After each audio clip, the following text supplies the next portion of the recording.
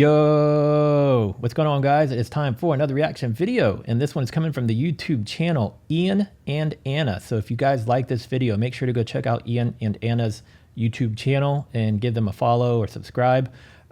This is going to be one in the Philippines, and it's Cebu Travel Guide, top 6 things to do in Cebu. Let's get into it.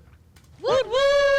Hi everyone, welcome back. In this video, we are going to share with you the top things to do in Cebu. Cebu is full of adventure, and it's one of the best places in the world to go canyoneering. We have spent over a month in Cebu, and we can't get enough of this place. Hey guys, we're Ian and Anna from the other side. Americans that have been creating travel videos on YouTube for 2 years, and our mission is to make travel your priority by giving you tips and tricks on how to make travel easier and more affordable. Man, these guys, just the intro to this video is already making me want to travel. I want to go somewhere. I've wanted to travel for a little while now. I've been itching to get out of here. And this is really just, you know, solidifying that I need to get out and travel soon. Before we get started with the top things to do in Cebu, let's first talk about how to get around Cebu. It's highly likely that the majority of you will be flying into Cebu City. Whether you're traveling internationally or domestically, Cebu City is where the main airport is located. Real quick, the Philippines is notorious for having one of the worst Wi-Fi connections in the world. So if you are planning to spend a day or two in Cebu City, we have a hot tip. Go to Coffee Bay and IT Park. That has the best Wi-Fi in all of Cebu, so if you have to work or reach home, do that or get data. When you are ready to go to mobile, head to the South Bus Terminal in Cebu City. To get to the South Bus Terminal, it is best and most convenient to use Grab, which is basically Asian Uber in the Philippines and around Southeast Asia. Once you arrive to the bus station, it's kind of chaotic. There's going to be a bunch of people yelling at you. Just tell them that you want to go to mobile and make sure to ask for a bus with air conditioning. Because when we went there 2 years ago, we didn't know about the AC buses, and we had to do a 3-hour ride with no AC in the Philippines summer, and it was one of the hardest things I've ever done. I could only imagine when I was in the Philippines. My trip started in Manila for the first few days, and then from Manila we went to Boracay Island, but we flew into some other smaller island. I don't remember which one it was, but it was near Boracay, and then we rode. After we exited that plane, we rode in a big commercial style, metro style bus for about an hour around that island until we got to like a ferry, and then we ferried across from whatever island that was to Boracay Island. And then we got in this sketchy looking van, and then they drove us down this windy path road that was like, it just didn't look inviting. I was like, where are we going? What are we doing? Are we doing the wrong thing? And then next thing I know, we pull up to our hotel, and it was like amazing and everything was beautiful. But yes, I couldn't imagine that hour-long bus ride that we did with no AC. Like, I live in Houston, Texas. Houston is notoriously known for being very humid here, especially in the warmer months. Summer is like, you can add a couple degrees of heat just because of the humidity. And when I went to the Philippines, I learned that the humidity in the Philippines is like 1,000,000 times worse than it is here in Houston. So long story short, if she's telling you they have AC buses available, definitely take the AC buses, because it is very humid in the Philippines, at least what I experienced. That was the worst. So just make sure you say mobile AC, and there will be plenty of people helping you to get to that bus, and you will pay your fee while you're on the bus. There's someone coming around to collect your payment. Then all you have to do is sit tight, relax for a 3-hour ride to mobile. Finally, let's get into the top 6 things to do in Cebu, starting with number 6. Shaka Cafe. We just mentioned Shaka Cafe in our Siargao travel guide. If you missed it, you can click right above here to watch it. When we had to leave Siargao, we were so disappointed to be leaving Shaka too. But then something magical happened. There was the same cafe in Mobile. Shaka has incredible smoothies, and it is the perfect place to kickstart your day. Another one of our favorite restaurants is Altrove Trattoria, an authentic Italian restaurant that has amazing pizzas, lasagna, and salad. Both Shaka and Altrove stole our hearts, so make sure you treat yourself to these places while you're in Mobile. Next up is number 5, White beach. This one is perfect for any of you looking for a beach day in Mobile. You can even match this one with number 6 and do a dinner after drinking a little Tanduay Red Horse at the beach. The easiest and cheapest way to get there is by using your own motorbike, but another way is by hiring a local tricycle that costs about $3 USD. There is an entrance fee to White Beach, but only 10 pesos per person, and the parking fee is only for cars, not for motorbikes. The water at White Beach is pristine blue, and the sand is some of the softest So beautiful, man. I want to go back to the Philippines so bad. sand we have found in the Philippines. Be ready for a lot of vendors trying to sell you coconuts, bracelets, and all sorts of stuff. We made great friends with some guys selling some beer and salad popsicles. Yep, I said it, salad popsicles. Now it's time for number I remember having like nacho cheese popsicles, and you would like initially you're like, what? But then you eat it and it was good. It was really good. 4, Osmania Peak. The reason Osmania Peak is not higher on our list is because Ian and I unfortunately never made it there. One night we tried to go. We embarked on this journey at 3:30 a.m. because you try to go for sunrise and it's about an hour and a half drive from Mobile. We got lost and ran out of gas. But if there's one thing we learned from that journey was to just go ahead and hire a tricycle if you're interested in doing this activity. But the downside to I couldn't tell you how many of the tricycles we rode during the time that I was there. Those and jeepneys. Well, let me take that back. I don't know that we did a jeepney. When we were in Manila, we basically had personal drivers there. We were there for my friend's wedding, and her father was a government official of some sort. And so we had like personal drivers. So that was kind of cool, but we definitely saw the jeepneys everywhere. But when we were on the smaller island and we were on Boracay, we definitely did a lot of those trikes.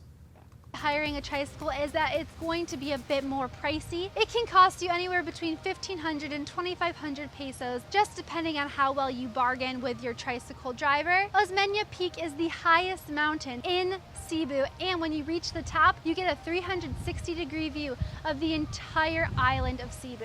While you're up there, you'll also see amazing peaks, little hills that resemble the chocolate hills that you'll find in Bohol. So if you get the chance, please see it for us, because we tried to go and it never worked out. And that brings us to number 3, Inamabacan Falls. We believe this to be the most underrated waterfall in all of Cebu. Unlike Kawasan Falls, which is one of the most touristy spots in all of the Philippines, you will rarely see more than 4 tourists at Inamabacan Falls. To get here, you will have to take an hour and 15-minute motorbike ride from Mobile, but the journey is so picturesque because you drive along the coastline the entire time, looking at the blue water and passing by many small towns where you'll see kids walking to school. When you arrive at Inamabacan Falls, you will have to pay a 50 peso entrance fee per person. At the entrance, there will be a ton of guides waiting for you. Look at all the doggies. I'm happy. You're happy? Yeah, because of you. They are free, but This makes me want to know now, where is Cebu in correlation to Boracay?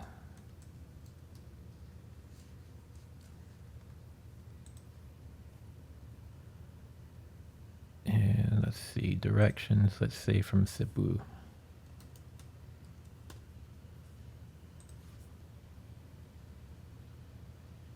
Okay, so yeah, I was here and it was down there. Where's Manila? Manila's up here. All right, so we flew from here to, we must have flown into one of these islands over here somewhere. Actually, I think that is where we flew into. We flew into here and then we ferried across here. But Cebu is a little bit more south. Wait, a ways more south, actually. It's like 15 hours. All right. Let's go back. make sure to tip them, because wow, do they take care of you, and make sure you have the best time of your life. If you end up getting a guide named John Eric, make sure to tell him Anna and Ian say hello from the other side. Inambakan Falls is a multi-tiered waterfall with 4 different levels, and the biggest is right at the bottom when you arrive. Not a lot of people come here, and I'm still in awe because look at this. Like, you gotta be, like, look at this. This amazing. 100-foot waterfall will blow your mind with how powerful and blue the water is. There's just something about Cebu waterfalls having this Gatorade blue water and Inambakan is no exception. This was by far the most beautiful waterfall we have ever seen in Southeast Asia. Did you really think that was it though? Well, get ready for a full day of adventures. During the next couple of hours, your guide will have you hike up 20 minutes to the first falls. After your hike up at level 4, you will have the chance to cliff jump at different heights, with the tallest being 6 meters or 19 feet. At this waterfall, make sure to ask your guide to take you through the underwater cave. A huge tip for this adventure is to bring some goggles and bug spray. After level 4, you'll be hiking to level 3, where you will have an opportunity to cliff jump again. Level 3's cascade is surrounded by palm trees, and this is where we chilled for a while, jumping and swimming. Next, onto level 2, and that waterfall is quite powerful. It's kind of like the baby brother of the first falls you saw, and here you can swim and even try and climb up the falls with a rope. After you're done here, you will hike down to level... Ian and Anna, y'all are pretty adventurous with these jumps, man. I'm guessing it's very open, but it looks like some of the spots y'all are leaping from, if you do it just a little bit too far to the left or the right, and you're hitting rock. Y'all a little more adventurous than me.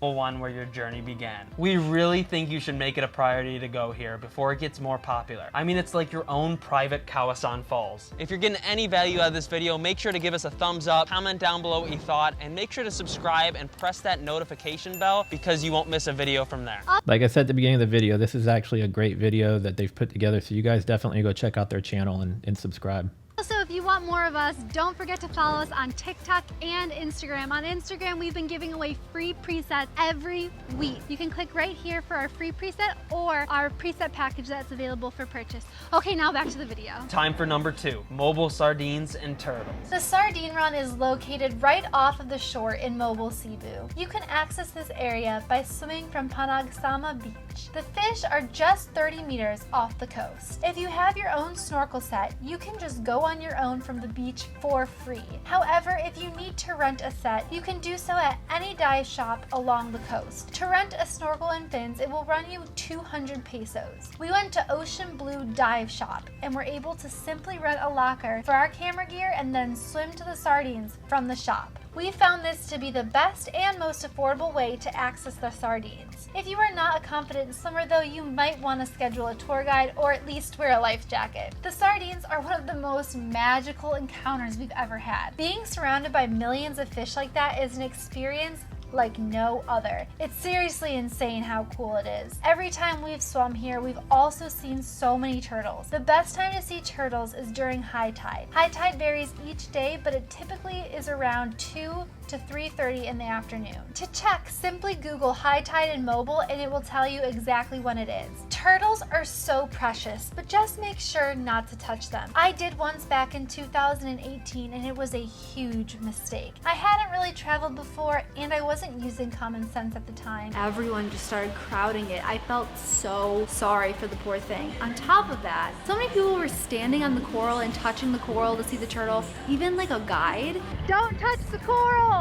It's so important to preserve nature, especially turtles, considering they're endangered. Finally, we have the #1 thing to do in Cebu, canyoneering at Kawasan Falls. Even though it is the most touristy spot in Cebu, we truly believe this canyoneering experience deserves to be at #1. Just to clarify things with you guys, you can head straight to the main waterfall at Kawasan Falls and just hang out there and swim for just 45 peso entrance fee. But if you want the full experience, you will need to hire a guide for around 1,500 pesos per person or $30 USD to embark on a 5-hour canyoneering journey. This canyoneering tour starts in a city called Alegria, and here you will jump, swim, slide, and hike your way for 3.5 hours through Gatorade blue water all the way down to the main Kawasan Falls. Throughout this epic, adrenaline-filled adventure, you will be jumping from different heights of 15 to 50 feet and also have to swim and slide down massive boulders. Don't worry though, the guides will make sure each spot is deep enough to jump and will even jump first to show you that it's safe. You really don't go more than 10 minutes without jumping off cliffs or sliding down falls. We suggest wearing... Man, this looks so fun, dude. Like, I'm just like having flashbacks to some of the things that I got to do. And while we had an amazing time, we didn't do this kind of stuff. We did island hopping and we spent a lot of time in the water, but we weren't in this kind of area. We were pretty much in beachy area the entire time. No waterfalls, no mountainous things like this, no jumping off of cliffs. shoes with a nice grip because it can be quite slippery, especially if it rains the day before. If you're trying to film this experience, make sure to use your GoPro because some of these jumps may crack screens on your phones and other camera equipment. And finally, make sure to bring a great attitude. Your tour group will most likely be with other tourists, and it's actually really fun to cheer others on as they make these massive jumps into the blue mystical water. Finally, after all that jumping, you will be ready for a Filipino lunch with your group at the bottom and also have time to swim at the main Kawasan Falls. We honestly think this experience is one of the best things we have ever done in our entire lives. Please, please make sure this is on your bucket list for your upcoming trip to Cebu. You won't regret it. All right, guys, that's all we have for you today. We really hope that this video helps you plan your next trip to Cebu. Make sure to check out our website where we have more travel guides and travel tips along with our presets for Instagram. Click up on the card right here to check those out. Don't forget to subscribe and just show us some love, guys. That's all we have, and we're out. See you in the next one. Woot woot, yip yip, riba, riba, riba, riba. Awesome video, man. If anybody has been to Cebu recently in the last like year or so, or if there's anybody in the Philippines that happens to be watching this, is most of what they went over like in this video still pretty accurate? Because I think this video is a couple years old at this point. So I'm curious to know if everything's still pretty accurate, and if you're from the Philippines and you happen to be like one of these tour guides or something like that, is this kind of like a standard all year round? What's the best time of year to visit? Yeah, anything I can learn in the comments is very helpful. If you guys have suggestions of other videos from the Philippines or about the Philippines that I should watch or react to, please comment below and let me know, whether it's food, music, culture, tourism, history, what have you. I want to check it out and do a reaction. If you're new here, make sure to subscribe, click the bell so you'll get notified every time I upload a new video, and stick around to the end of the video. I have a playlist full of other reaction videos that you can check out, or you can just go to my YouTube channel and check out some of my videos in general. You can dig through and see what kind of videos you like best. I'll see you guys in the next one. Later.